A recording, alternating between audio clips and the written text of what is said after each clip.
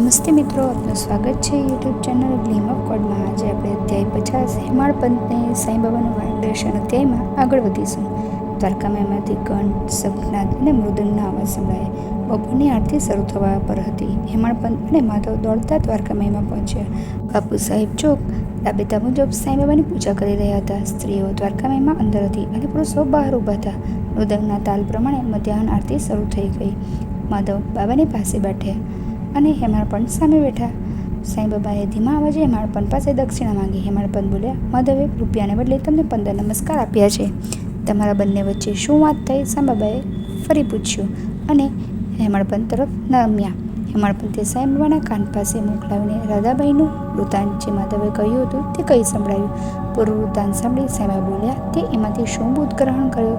હેમાળપંથને એ સાંભળ્યા પછી જે અનુભૂતિ થઈ અને એમણે જે બોધ ગ્રહણ કર્યો તે સાંઈ બાબાને વિસ્તારથી કહી સંભળાવ્યું. અને છેલ્લે તેઓ બોલ્યા, દેવ, મારા મનની અશાંતિ અને ચંચળતા મટી ગઈ છે. તમે જે બોધ મને આપી રહ્યા છો તે મને હવે સરળતાથી સમજાઈ રહ્યો છે. આજે મને સાચા રસ્તાનું જ્ઞાન મળી ગયું છે. તમે તો મારી આંગળી પકડીને મને ચલાવતા જ હતા, પરંતુ હું અભિમાની કંઈ સમજી શકતો નહોતી. હવે મારું મન નિર્મળ થઈ ગયું છે. બાબા, હવે મને મારું ઈચ્છિત મળી ગયું છે. સાંઈ બાબા બોલ્યા, મારે આમ માણસના સ્વભાવ પ્રમાણે માર્ગદર્શન આપવું પડે છે. હવે એક વાત સમજવી તારા માટે બહુ અગત્યની છે. આત્મદર્શન માટે સતત ધ્યાન કરવું આવશ્યક છે. એ બહુ ઉપયોગ છે. એથી મન શાંત થઈ આત્મકેન્દ્રી બનશે. મનમાં કશી કામના કર્યા વગર પ્રાણી માત્રમાં વસેલા પરમાત્માનું ધ્યાન ધરવું. મન એકાગ્ર થશે ત્યારે આત્મદર્શનનું ધ્યેય સિદ્ધ થશે. પ્રભુનું નિરાકાર સ્વરૂપ સચ્ચિદાનંદ છે, એ જ્ઞાનમય છે. એનું સદા ધ્યાન ધરવું. એકત્રીન લાગે તો નિત્ય મારા સ્વરૂપનું ધ્યાન ધરવું. જેમ જેમ ધ્યાનમાં તું સમર્થ બનશે તેમ તેમ તારી વૃત્તિઓ કેન્દ્રિત બનીને એકાગ્ર થશે. ધ્યાન અને ધ્યેય વચ્ચે ભેદ નહીં રહે ત્યારે જ સાધક બ્રહ્માનંદનો અનુભવ કરે છે. કાચબી પોતાની દ્રષ્ટિથી બચ્ચાને પોષિત કરે છે. એ જ બચ્ચાનો આધાર હોય છે અને બચ્ચા સુખનો અનુભવ કરે છે. એ રીતે ગુરુ શિષ્યને પોષિત કરે છે. એના મૂળમાં શિષ્યની ગુરુ પ્રત્યેની પૂર્ણ શ્રદ્ધા અને સબૂરી. સાંઈ બાબા મૌન થયા તે સાથે જ આરતી પૂરી થઈ ગઈ. ભક્તગણ એકે સાથે અવાજે જયઘોષ કરતા બોલ્યા, શ્રી સચ્ચિદાનંદ સદગુરુ શ્રી સાંઈનાથ મહારાજ કી જય. આરતી પૂરી કરીને પ્રસાદ વેચાયો. બાપુ સાહેબ જોકે રોજની જેમ બાબાને પ્રણામ કરી પ્રસાદમાંથી મુઠ્ઠી ભરીને સાકર બાબાના હાથમાં આપી. બાબાએ એ બધી સાકર હેમાળપંથના હાથમાં આપી.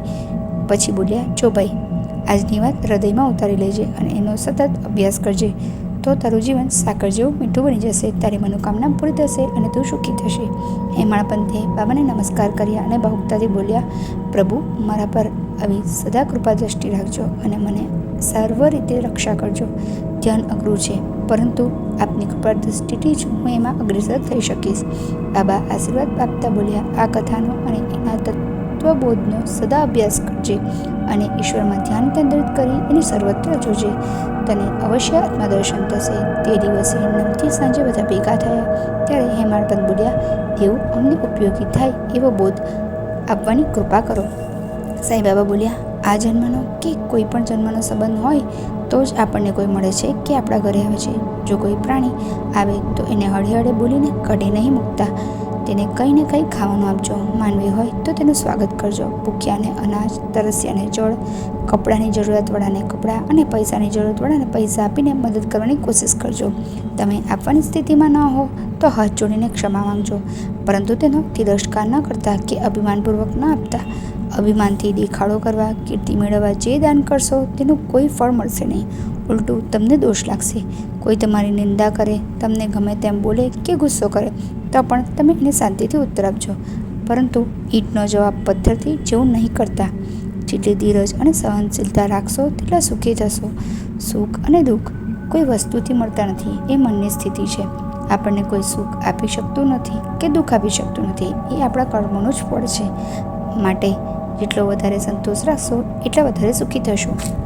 મારી અને તમારી વચ્ચે કોઈ પણ દિવાલ હોય તો તેને તોડી નાખજો. હું, તું જેવી ભેદથી જ ગુરુથી શિષ્યને દૂર રાખે છે, એને તોડશો નહીં. ત્યાં સુધી બંનેનું એકાકાર થવું શક્ય નથી. અલ્લાહ માલિક એટલે ઈશ્વર જ માલિક છે. ઈશ્વર અને અલ્લાહ એક જ પરમાત્મા તત્વના નામ છે. એમાં કદી ભેદ નહીં કરો. એ જ આપણી રક્ષા કરે છે. એમની કાર્યપદ્ધતિ અનોખી છે. એમની ઈચ્છાથી સર્વ થાય છે. એ જ આપણા માર્ગદર્શક છે. કર્મના બંધનને લીધે જ આપણે જન્મ લઈએ છીએ. એના ઋણાનુબંધથી મળીએ છીએ. અને સૌને પ્રેમ કરવો, સૌનું ભલું કરવાની ઈચ્છા રાખવી, સૌની સેવા કરવી, ત્યારે જ એ માનવી સુખી થાય છે. પછી બાબા બોલતા બંધ થઈ ગયા. હેમાળપંતને થયું જાણે સાંઈ બાબા અમૃતની વર્ષા કરી રહ્યા હતા. એમના મનને એ વર્ષાથી અતિ આનંદ અને સુખનો અનુભવ થતો હતો. રાતે ઘરે ગયા પછી હેમાળપંતને સૂતા સૂતા વિચાર આવ્યો કે સાંઈ બાબા સદવિચારને બહુ મહત્ત્વ આપતા હતા. સાચે જ પ્રેમ અને ભક્તિથી બાબાનું શરણું લીધું હોય તો બાબા જાણે આપણી સાથે જ છે એવો અનુભવ થાય છે. એ દિવસે હેમાળપંતનું હૃદય પ્રસન્નતાથી છલકાતું હતું. બાકીનો અધ્યાય આવતીકાલે જોઈશું. ઓમ સાંઈરામ. આવતીકાલે ફરી મળીશું.